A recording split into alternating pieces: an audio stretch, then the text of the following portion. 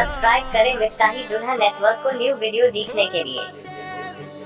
सल्लु अलैहि सलातम व सलामन अलैका या रसूल अल्लाह सल्लल्लाहु तआला अलैहि वसल्लम।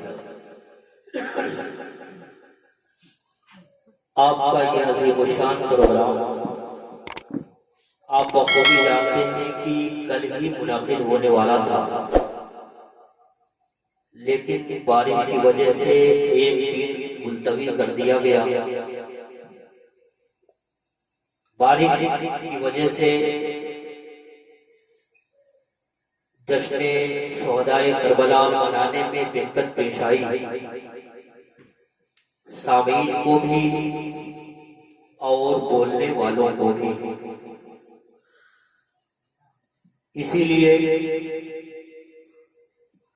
कहा जाता है कि इंसान जब भी कोई इरादा करता है, जब भी किसी चीज की तमन्ना करता है, अब उस इरादे को पाए तकमील तक पहुंच जाना या उस चीज का पूरा होना, इस बात की कोई गारंटी नहीं हुआ करती। क्यों? वजह यह है कि इंसान सिर्फ इरादा करता है, लेकिन उस इरादे को पाए तकमील तक पहुंचाने वाला अल्लाह की ज़ात हुआ करती है। अल्लाह अगर चाहे तब तक वो काम पूरा होता है, वो ना चाहे तो वो काम पूरा नहीं हो सकता। हजरत अली से किसी ने पूछा कि आप अपने रब को कैसे पहचान गए, आपने कैसे जाना कि आपका रब भी है? हजरत अली ने कहा, अरब रब्बी बिफस्लिल अज़ाए, मैं इरादों को टूटने की वजह से अपने रब को पहचान लिया। जब तक मैं इरादा करता था, हमारा इरादा पूरा होता गया, तो मैं यही सोचता था कि अब हमारे ऊपर कोई नहीं है। लेकिन जब हमारे इरादे टूटने लगे तो हमको ये अंदाजा हो गया कि हमारे इरादे के ऊपर भी कोई एक बैठा हुआ है जो चाहता है तभी हमारा इरादा मुकम्मल हुआ करता है। अजीज़ान मिल्लत इस्लामिया, ज़िक्र शोहदाए करबला में आप इमाम हुसैन का तज़किरा करने के लिए बैठे हैं। आप हजरात की समाअतों का जायजा लेने के लिए कुछ अशार आपके सामने रख रहा हूँ, गौर से सुने, इंशाअल्लाह जरूर लुत्फ आएगा। शायर कहता है, पैगाम खुदा मुझको पैगंबर से मिला है, पैगाम खुदा मुझको पैगंबर से मिला है, ईमान का खजाना ये मुक़द्दर से मिला है, ईमान का खजाना ये मुक़द्दर से मिला है। वो खून जो इस्लाम को मरने नहीं देता, वो खून जो इस्लाम को मरने नहीं देता, शब्बीर से हासिल हुआ शब्बर से मिला है, शब्बीर से हासिल हुआ शब्बर से मिला है। बैअत नहीं कर सकता हो, सर कटता है कट जाए, बैअत नहीं कर सकता हो, सर कटता है कट जाए। जज्बा ये मुझे सिफ्ते पैगंबर से मिला है, जज्बा ये मुझे सिफ्ते पैगंबर से मिला है। और एक शेर सुने, आप हर साल ज़िक्र शोहदाए करबला करते हैं। करबला की तारीख भी आपने सुना होगा, करबला की हिस्ट्री भी आप जानते होंगे। इमाम हुसैन और आपके रुफ़क़ा, आपके जानिसार जिस वक्त मैदान करबला में पहुंचे, वहां पे यजीदियों ने इमाम हुसैन और आपके जानिसारों के लिए पानी को बंद कर दिया था, पानी को रोक दिया था। इमाम हुसैन से कहा था, इमाम हुसैन आपको पानी नहीं दिया जाएगा। इमाम हुसैन के जानिसारों से कहा था कि 3 दिन तक आपको पानी नहीं दिया जाएगा। लेकिन इमाम हुसैन का जवाब क्या था मुसलमानों? इमाम हुसैन ने उन बातिल यजीदियों को जवाब दिया था। आज कुछ लोग इस तारीख को पढ़ करके, कुछ लोग इस चीज को समझ करके मेरे हुसैन पर एतराज करते हुए नजर आते हैं। कहते हैं कि इनका इमाम करबला की सरजमीन पर था, लेकिन उनके अंदर हिम्मत और ताकत नहीं थी कि नहर फुरात का पानी जा करके पी ले। इमाम की पावर का इनकार کہتے ہیں. میں کہتا ہوں لوگوں تم کو معلوم نہیں امام حسین میدان کربلا میں تھے. آپ نے اپنی طاقت کا مظاہرہ اس لیے نہیں فرمایا کہ وہ سرزمین طاقت کا مظاہرہ کرنے والی سرزمین نہیں بلکہ صبر و استقلال کا مظاہرہ کرنے والی زمین تھی. ورنہ میرے حسین کی شان تو یہ تھی کہ آواز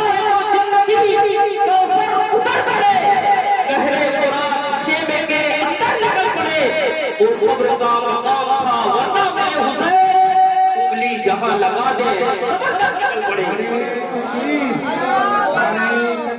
نعرے رسالت جشن شہدائے کربلا. نعرے تکبیر نعرے رسالت. امام حسین نے صبر کا مظاہرہ کرتے ہوئے وہاں پانی پہ ہونٹ بھی نہیں لگایا بلکہ اپنے جانثاروں کو بھی منع فرما دیا. کیوں منع فرما دیا؟ شاعر اس چیز کو بڑے اچھے انداز میں بیان فرماتا ہے. شاعر کہتا ہے اے نہر فرات اب مجھے حاجت نہیں تیری. اے نہر فرات اب مجھے حاجت نہیں تیری. رشتہ تو میری پیاس کا کوثر سے ملا ہے. رشتہ تو میری پیاس کا کوثر سے ملا ہے. خوشبو کی مجھے حشر میں پروان جنت محبوب خدا شافع محشر سے ملا ہے. جھوم کر کے درود شریف پڑھ لیں. اللہم صلی علی سیدنا شفیعنا حبیبنا مولانا محمد مبارک وسلم صلو علیہ وسلم وسلام علیک یا رسول اللہ صلی اللہ تعالی علیہ وسلم.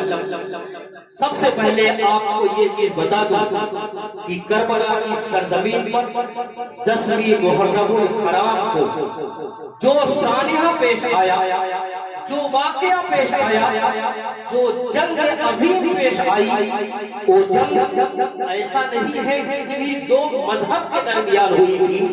ایسا نہیں ہے کہ کسی دو دین کے ماننے والوں کے درمیان ہوئی تھی بلکہ وہ جنگ ایک مذہب کے ماننے والوں کے درمیان ہوئی تھی. وہ مطلب ایک دین کے ماننے والوں کے درمیان ہوئی تھی. دوسرے لفظوں میں آپ یہ کہہ سکتے ہیں کہ وہ جنگ ایسا نہیں ہے کہ مسلمانوں اور یہودیوں کے درمیان ہوئی.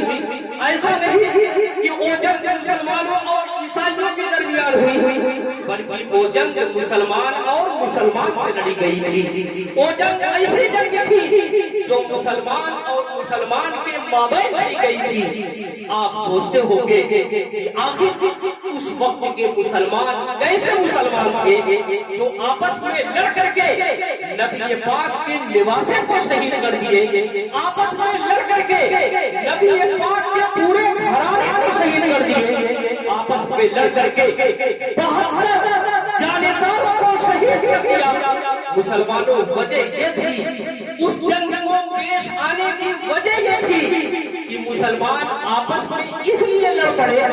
ایک مسلمان دوسرے مسلمان کو قتل کرنے کے در پہ اس لیے آ گیا کہ ایک مسلمان ایسا تھا جو بالکل حق پہ قائم تھا, دوسرا مسلمان ایسا تھا جو حق پہ قائم نہیں تھا بلکہ وہ باطل پہ قائم تھا. ایک مسلمان ایسا تھا جو دنیا میں یہ چاہ رہا تھا کہ اللہ کا جو پیغام ہے وہی پیغام دنیا میں رائج کیا جائے. ایک مسلمان ایسا تھا جو یہ چاہ رہا تھا نہیں اللہ کے پیغام کو رائج نہ کیا جائے بلکہ میں بھی چاہتا ہوں اس چیز کو دنیا میں رائج کیا جائے. وہ جنگ عظیم اس لیے پیش آئی کہ ایک مسلمان ایسا تھا جس نے قرآن میں پڑھا تھا کہ نماز پڑھنے کا حکم دیا گیا ہے, لہذا نماز کو نہ پڑھنے کا حکم دیا جائے گا تو ہم اس پہ اعتراض کریں گے. دوسرا مسلمان یہ کہہ رہا تھا نہیں اب سے پہلے نمازیں پڑھ لی گئی لیکن اب نماز پڑھنے کی بھی ضرورت نہیں ہے. ایک مسلمان ایسا تھا جو دنیا میں شراب خوری کو عام کیا جا رہا تھا تو اپنے حق کی آواز کو بلند کیا.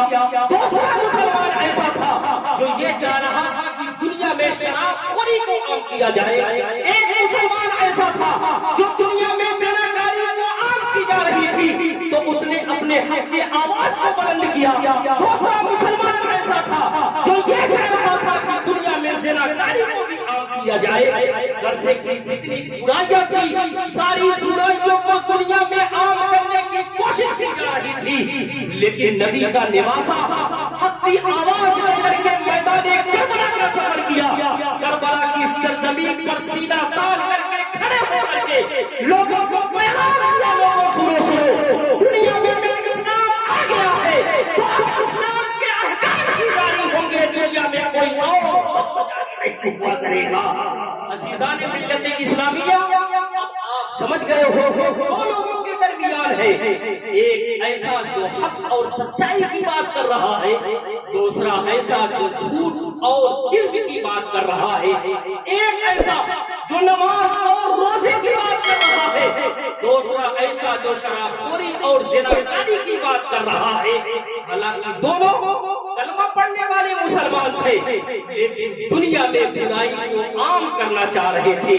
آج میں پوچھنا چاہتا ہوں امام حسین کے مت والوں, امام حسین کے نام کا نعرہ لگانے والوں, امام حسین کے نام پہ اپنی جان کو قربان کرنے والوں, ذرا بتاؤ کیا آپ امام حسین کے ماننے والے ہو؟ اگر آپ کا جواب ہاں ہے تو امام حسین نے کربلا کی سرزمین پر جو حق و صداقت کی آواز بلند کیا تھا, آپ اس قلم کو لے کر کے دنیا میں نماز کا پابند بن جاؤ, قسم خدا کی نماز کا پابند بن جاؤ گے تو جان لو کہ امام حسین کے سچے جانسار. امام حسین کا کردار یہ تھا.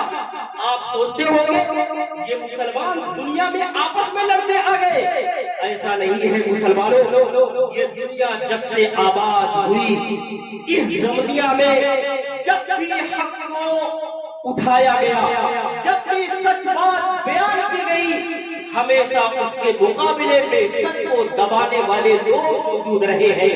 ہمیشہ اس کے مقابلے میں حق کو نیچا دکھانے والے لوگ موجود رہے ہیں. حضرت آدم علیہ السلام کو دیکھیں, ابتدائے آفرینش سے ہی جب اللہ نے آدم کو پیدا فرمایا, پیدا فرمانے کے بعد حکم دیا سارے فرشتوں آدم کا سجدہ کرو. سب فرشتوں نے سجدہ کیا, لیکن ایک ابلیس اس نے انکار کیا, کہا نہیں ان کا سجدہ نہیں کریں گے. اب یہ انکار والی بات پوری دنیا میں رائج ہو گئی. دنیا جب آباد ہوئی, بہت سارے انبیاء کرام دنیا میں آئے, اللہ کا پیغام لے کر کے آئے, رب کا احکام لے کر کے دنیا میں تشریف لائے. حضرت موسیٰ کو آپ جانتے ہوں گے, حضرت موسیٰ دنیا میں تشریف لائے, اللہ کے پیغام کو دنیا میں روشن کیا, رب کے احکام کی تبلیغ کو تشریف فرمائی.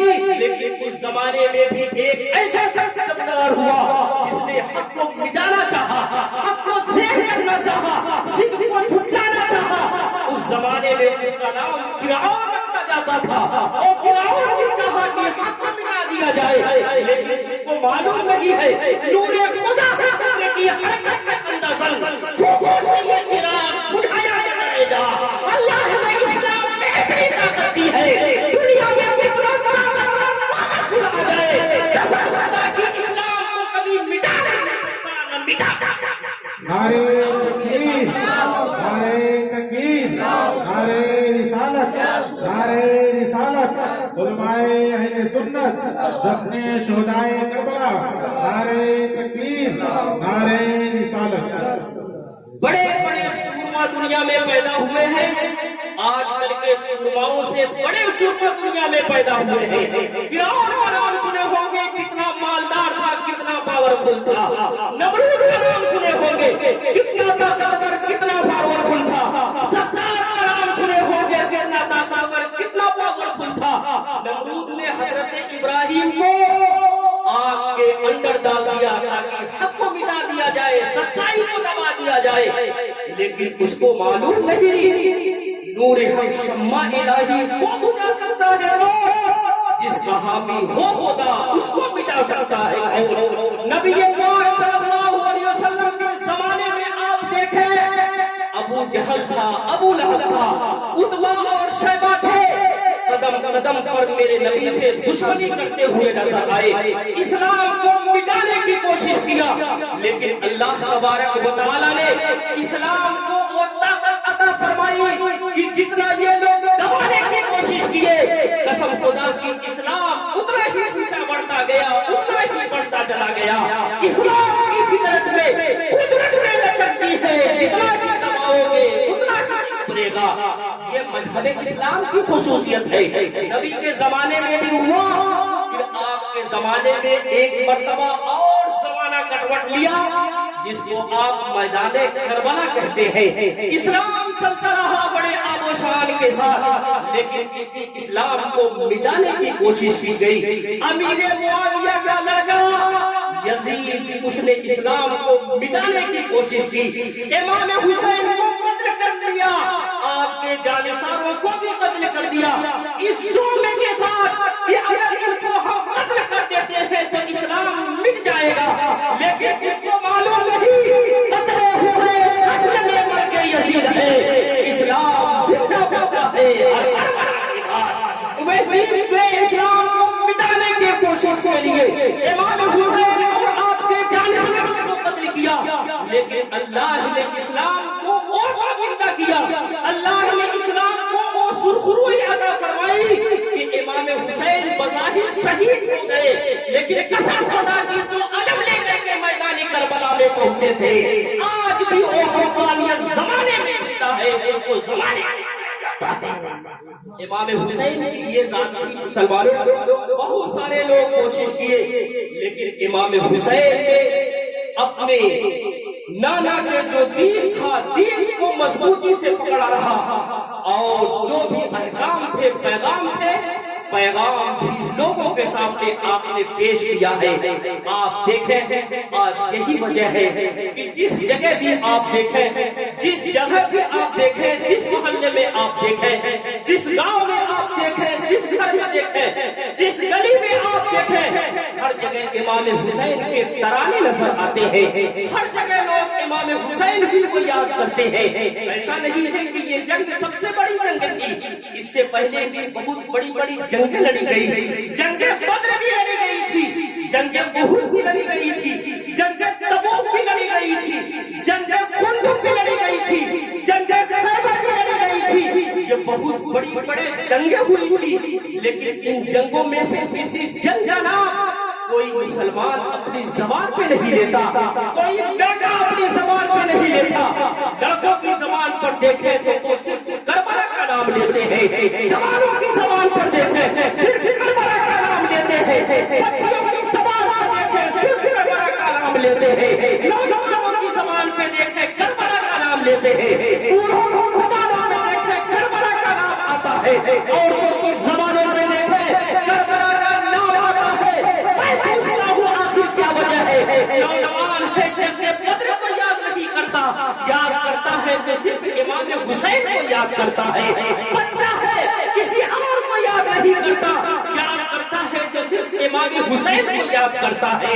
بچی ہے کسی اور جنگ کا نام نہیں لیتی, نام لیتی ہے تو صرف میدان کربلا کا نام لیتی ہے.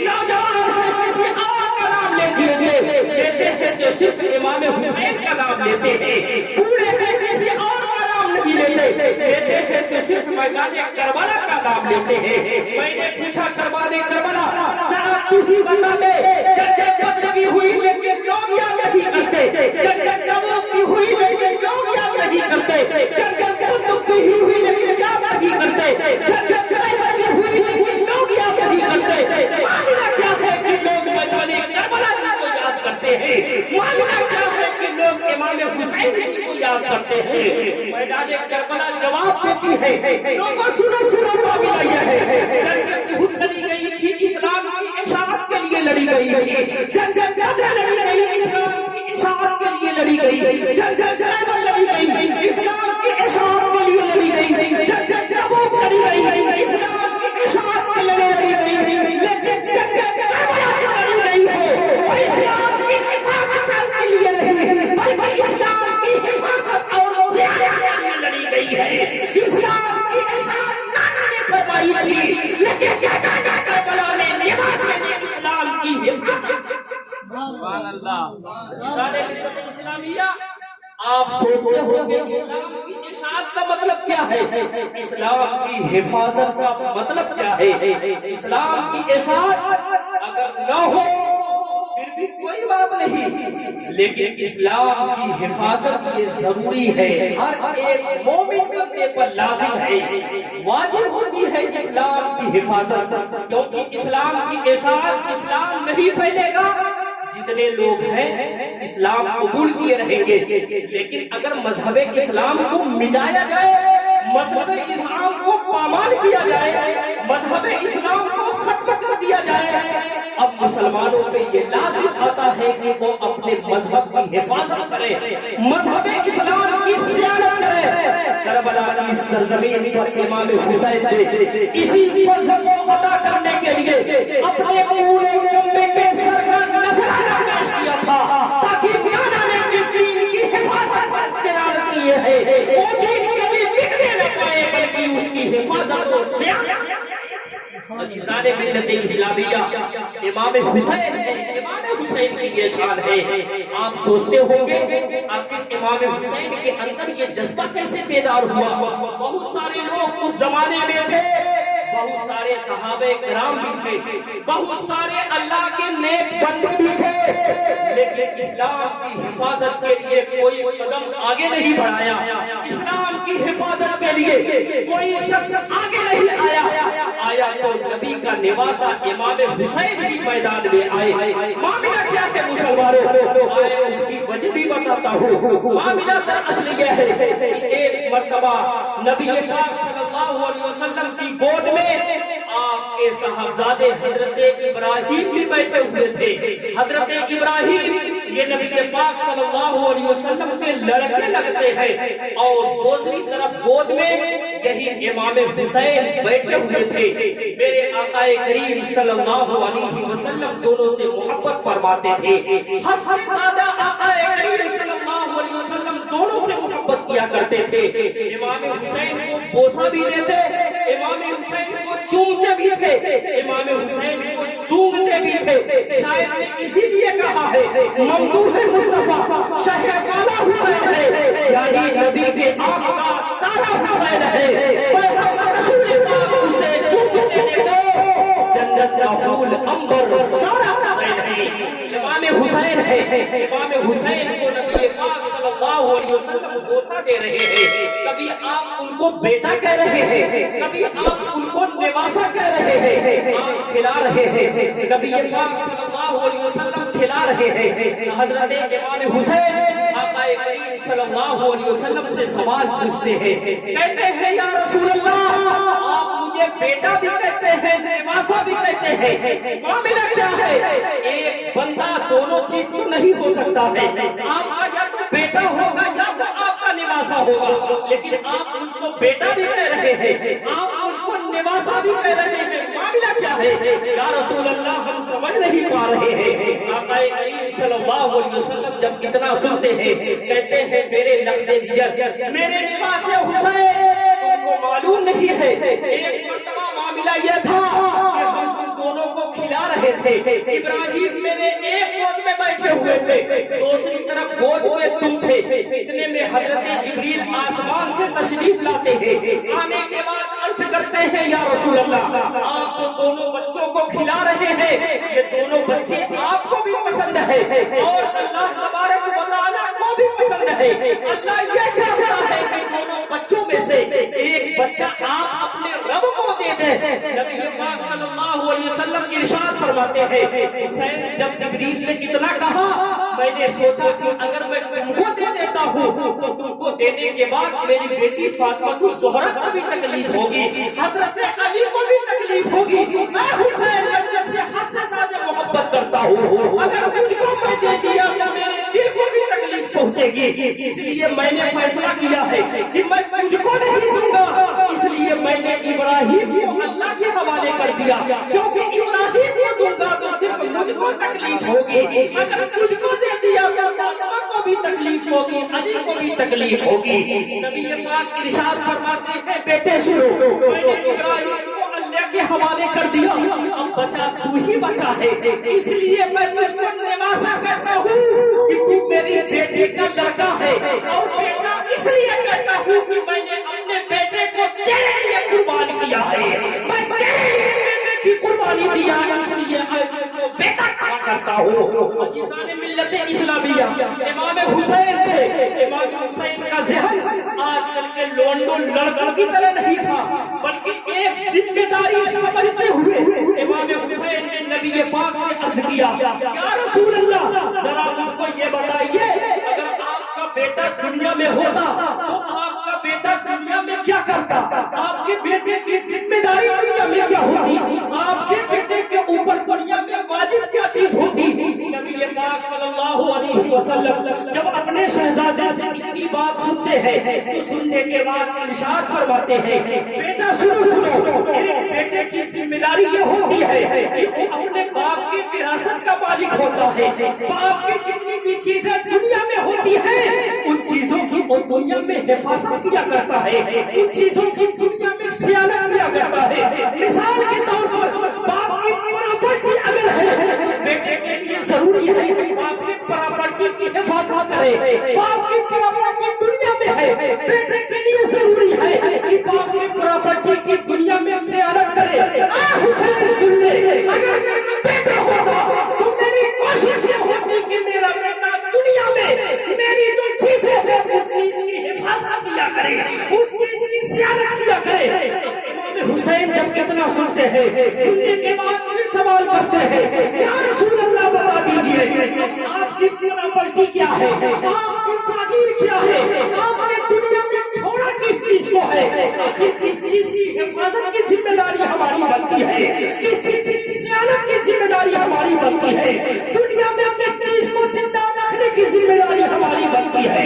میرے آقا اب ارشاد فرماتے ہیں حسین سنو میں نبی ہوں, اللہ کا رسول ہوں, اللہ کا جو نبی ہوتے ہیں دنیا میں مال و دولت ان کی وراثت نہیں ہوا کرتی, دنیا میں وہ مال و دولت کو چھوڑ کر کے نہیں جاتے, بلکہ دنیا میں وہ جو دین لے کر کے آئے ہوتے ہیں اسی دین کو چھوڑ کر کے جاتے ہیں. یعنی جو اسلام میں لے کر کے آیا ہوں اسی اسلام کو میں چھوڑ کر کے جاؤں گا. میرے بیٹے سن لے, یہ اسلام اب تیری ذمہ داری ہے, اگر اس کی حفاظت کی بات آئے تو میرے باپ کے دین کو کبھی قربان نہ کرنا, بلکہ اپنے باپ کی وراثت کی حفاظت کرتے رہنا. امام حسین نے جب کتنا سنا, سننے کے بعد کہا بابا جان ہم نے سمجھ لیا ہے, بابا جان ہم آپ کی بات کو سمجھ گئے ہیں. قسم خدا کی دنیا میں جب بھی اسلام کی حفاظت کی بات آئے گی میرا سر قربان ہو جائے گا, لیکن کبھی بھی اسلام کو بگڑنے نہیں دیا جائے گا. سر پر نظارہ پیش کر کے اسلام کی حفاظت کیا کرے گا, اسلام کی زیادہ. عزیزان ملت اسلامیہ, امام حسین نے اسی ذمہ داری کو کربلا کی سرزمین پر آپ نے پیش کیا تھا. کربلا کی سرزمین پر لالا جو دین لے کر کے آئے تھے اسی دین کی صیانت امام حسین نے فرمائی تھی, اسی دین کی حفاظت امام حسین نے فرمائی تھی. ذرا آپ سوچیں, امام حسین جو نبی پاک صلی اللہ علیہ وسلم سے یہ وعدہ کیا تھا, اسی لیے امام حسین نے مذہب اسلام کی حفاظت فرمائی اور حفاظت کرنے کے بعد دنیا میں اس طرح زندہ ہو گئے کہ آج ہر کوئی امام حسین کے ترانے گاتے ہوئے نظر آتا ہے. شاید اسی لیے کہتا ہے حسین زندہ ہے, دستور زندگی کی طرح شہید مرتے نہیں